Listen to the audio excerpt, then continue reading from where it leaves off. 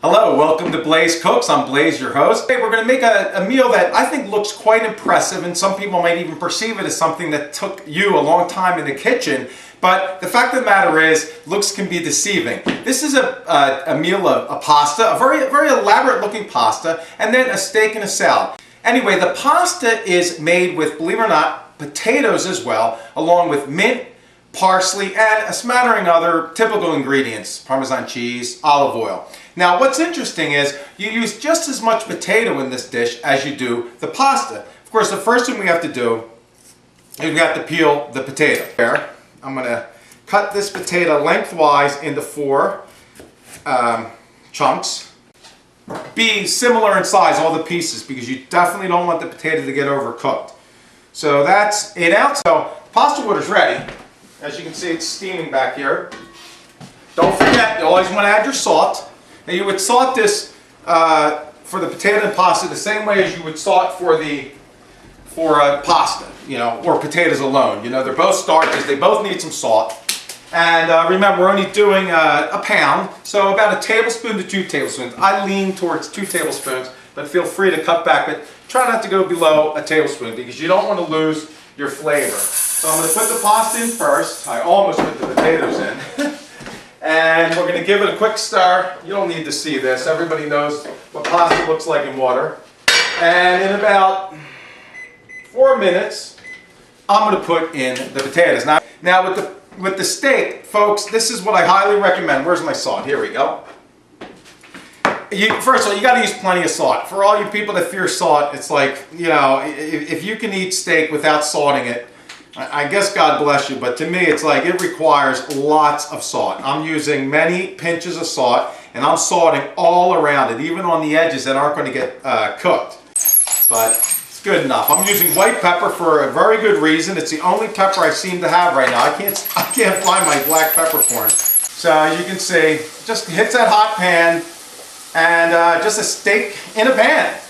And what goes with the pasta, what I really enjoy about this pasta, is mint, just a mint leaf, and parsley, approximately equal parts, a little higher on mint. You could go all mint if you want. You do want to chop it a little bit. I'm going to just take a handful out, and let me just take the knife I use to cut the potatoes. A little starch on it, no big deal. See how I'm just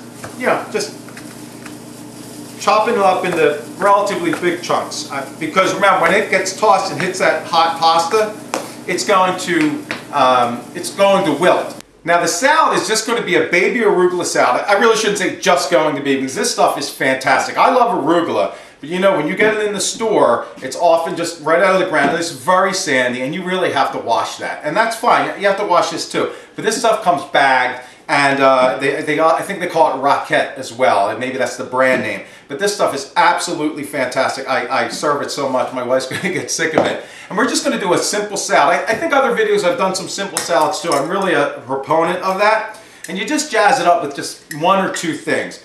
In this case, we're going to use pine nuts. Now, there's a couple reasons I want to use the pine nuts. Let's use about, I don't know. We'll use a handful for that, and the other reason I'm using, I'm using the pine nuts because I like it with the arugula, but I also am using toasted pine nuts in my pasta. So I think I'll got a half pound of pasta, half pound of potatoes. I think I'm going to do 3 handfuls. Notice the scientific measurements here.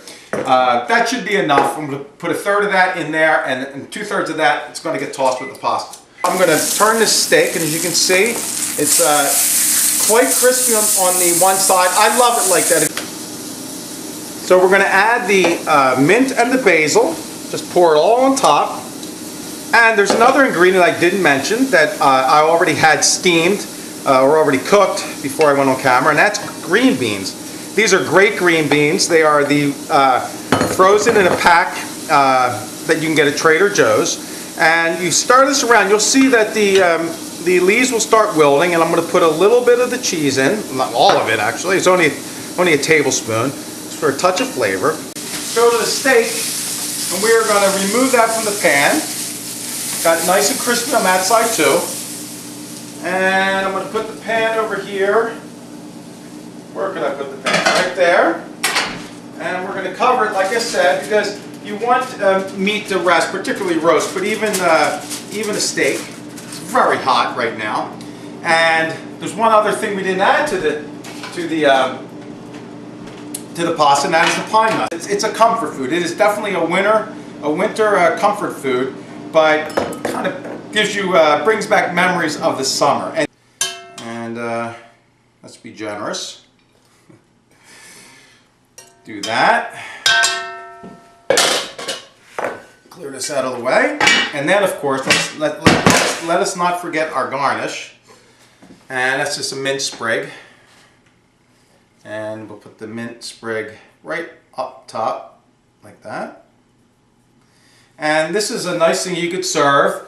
This is a nice thing you could serve before you move on to the main course.